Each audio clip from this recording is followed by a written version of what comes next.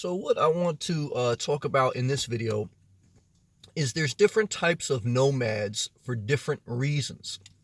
So just like everything in life, if you Google the definition, there's usually not just one definition. There's maybe one main definition, and then there's sub definitions. There's different ones listed under that. And then everything in life is defined by you. Okay? Everything in life is defined by you.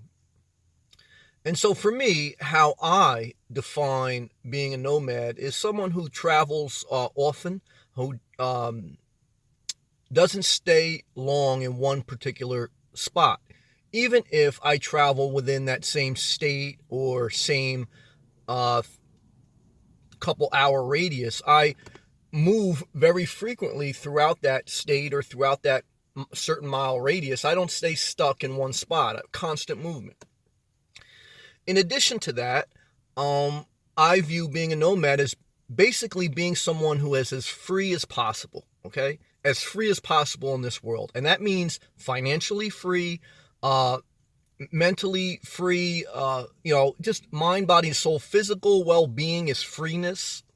Wellness. Wellness is freeness. Being free and moving frequently, because I get basically bored and anxious being in the same spot for a long period of time, is how I define being a nomad. Everyone's going to define that different. And if you research this lifestyle, you're going to see that. And you're going to see that as a general life principle, that there may be one word or one adjective that has different meanings, and different people interpret those meanings in their own way. And that's life. That's what makes the world go round. If everyone did everything the same exact way, life would be horrible. If everyone wanted to be down in Florida and everyone was at the Florida beaches, it would be too crowded for me. So I'm thankful that not everyone likes to be there. And for me, getting into the nomad life, it really wasn't about traveling around the country or traveling around the world. There's some channels and there's some people that's their dream, that's their goal, and that's a good dream or goal if that's what they want to do. I have no desire really to travel around the world or around the country, really. My main objective was basically to relocate to Florida. And I wasn't even necessarily thinking about being a quote unquote nomad, someone who constantly moves without one fixed location. I was more or less thinking about moving, just relocating from New Jersey to Florida. And as I'm at the tail end of that now and buttoning up some loose ends in my old areas in New Jersey, I reflect on where I'm at. I reflect on what this lifestyles mean to me. I mean, there's really, for me, the driving purpose behind selling my house that I owned for 15 years and becoming a nomad was mainly to relocate to Florida, downsize my life, live financially free so that I can do other things and take other risks with my resources, even such as make YouTube, because I know it's a level of a risk, and I can do other things that I'm more passionate about and take other risks. So free myself up from an area that doesn't inspire me, move to an area that inspires me, and be able to have more freedom so I can take more risks doing the things that do inspire me. But at this point, now that I'm towards the tail end of one of the seasons of my journey, I just reflect on how different people define being a nomad different. There's one channel, bigger channel, that just says, look, his main goal is to travel and to try to stay as close as possible to 70 degree weather while entertaining his YouTube followers and finding different roads throughout the country. And that's his goal. And there's nothing wrong with it. That's his goal. There's one person on YouTube that their goal is just to live as cheap as possible. And that's what their whole channel is about. I want to live as cheap as possible on free land. And that's how they define being a nomad. Living cheap, living in the middle of nowhere. And that makes them happy. And God bless. There's some people that, for them, being a nomad is maybe they don't have the capacity or the ability or the whatever to totally branch out, and they'll be a nomad by just maybe going to a family member's property and parking on their family member's property. Nothing wrong with that, because it does give them a level of financial freedom. Maybe they don't have the capacity to totally branch out and travel around the country or go to rest areas or Walmarts or whatever, but they at least got out of the house. They're in a car, and if they had to, they could at least start that car and eventually build up their courage to go out there in the world. Everyone defines it differently, okay? And that's what you're going to see. I mean, some people use it as a marketing and promotion tool. I also found that. Even some people that inspired me in the beginning when I was looking at this lifestyle, which I came across through researching downsizing on YouTube, I eventually came across people living mobile for a variety of reasons, some of which I discussed. And I learned, just like I learned when I researched the church game, religion, is that a lot of people just use it for marketing and promotion to get themselves rich. It's a branding tactic. It's a branding tactic. It's like, let me get lip injections, sell lipstick, and then take the lip injections out. It's just something to sell product. I try not to get caught up in the negativity, but it's out there, so I address it. And then there's the people out there that are just genuinely interested in something different.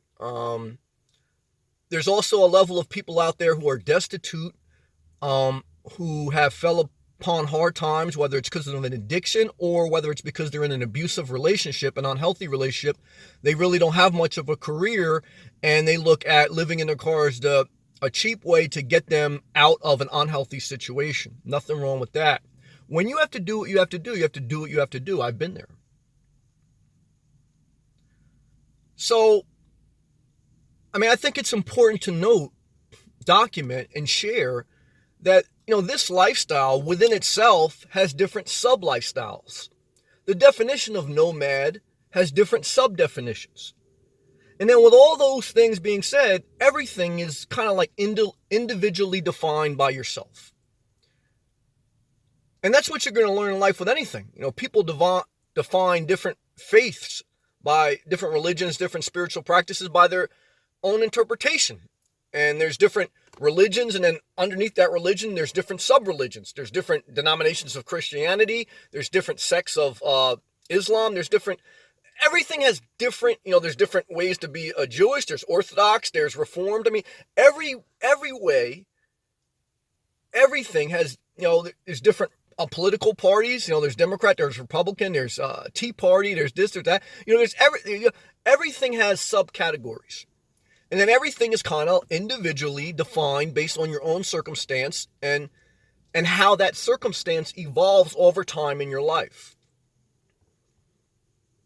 But how I define it, and how I will stay defining it, is to live as free as possible. And you don't live as free as possible when you don't have necessary income to live financially free. You're not living as free as possible when you're not taking care of your mind, body, and soul. And you're not living as free as possible when you're letting someone else define what you should do or how you should operate, or you just operate this lifestyle because you want to be part of a group. You want to be part of a tribe. If you're getting into a lifestyle, and I see some people do that too, just because you want to be part of a clique and go to an annual meeting and be part of a tribe. Some people call, like, we're going, in the middle of the desert to be part of a tribe. And I understand some people run in packs and some people are lone wolves. I'm more to myself, and I understand some people need that for survival, but I think that's a dangerous mindset, and I think that's how people get taken advantage of and manipulated. My circle says be you. I know, some people don't like my style. I also know they keep coming back to check in on me. If they don't like my style, I don't know why I don't just kick rocks. But I know why, because they're not happy.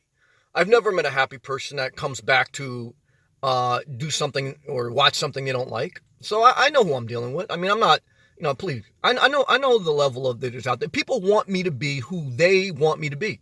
I won't. I will never be what you want me to be. And I will never be everything to everyone. I will be myself. And as long as what I'm doing is not hurting anyone, I really don't care what other people think. And I've positioned my life to try to, mitigate that risk, because I know it's a level of risk. It's a level of risk to be yourself. It's a level of risk to define life on your own terms, because most people aren't, and then most people view you as a threat, and they're jealous, and they're the internet investigators. Right? They're the type of people that are watching you behind a faceless profile. You never know they're there, but they're there lurking, and they're the Judas at the table. It is what it is. And you they're there, like, Jesus knows Judas is there, but he just lets it slide. Eventually it's going to come to head. But these are my thoughts this morning. Why make a video about different types of nomads? Because I think, I think it's a life lesson, right? Because I think, again, every definition, every adjective in life has different meanings to different people. You define it how you want to define it. And you have to understand, right, that this is how I view it and how my perspective is and how it will evolve. And I guess for you, you ask yourself the same question. Are you looking at this lifestyle because you want to relocate your life? Do you want to move to a different state? And then when you move to a different state, you may want to get a home base. Or do you want to stay without a home base and just stay on the road?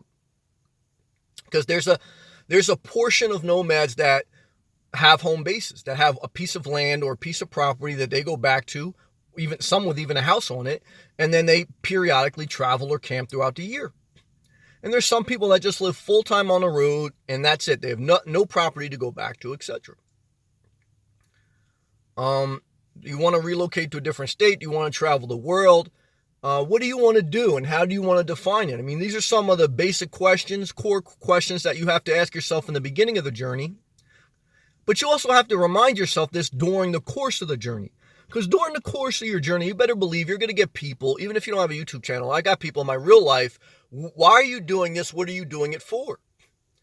And, when you get questions like that, even if you don't care what people think, you have to start to not justify yourself to anybody, but start to define why you're doing something to yourself. Okay?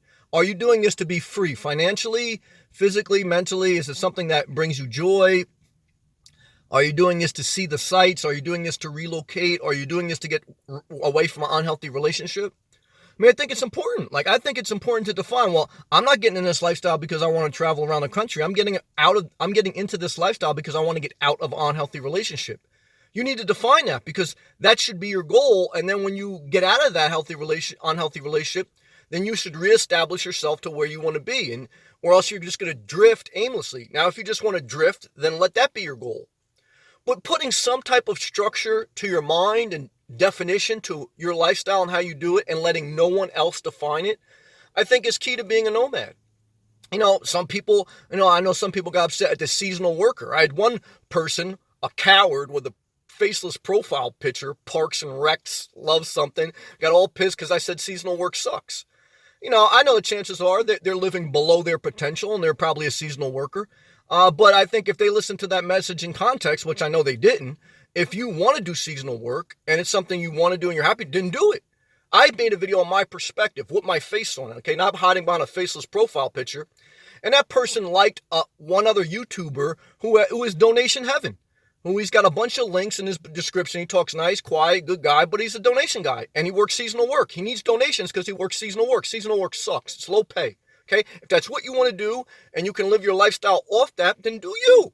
But then make videos about how you're happy and how you're free financially and everything else. Don't hide behind a faceless profile and give me crap, okay? Because you're not defining your journey. You're trying to define mine. You define your journey, if you love seasonal work, by making videos about how you love seasonal work and how it gave you financial independence, okay? If you're not doing that, what you're doing is watching somebody else who says they love seasonal work, but then they're also asking you for a donation. You're a hypocrite, okay? All right. That being said, define your path. That's a life lesson. Whether you're a nomad, stationary person, whoever, define your path.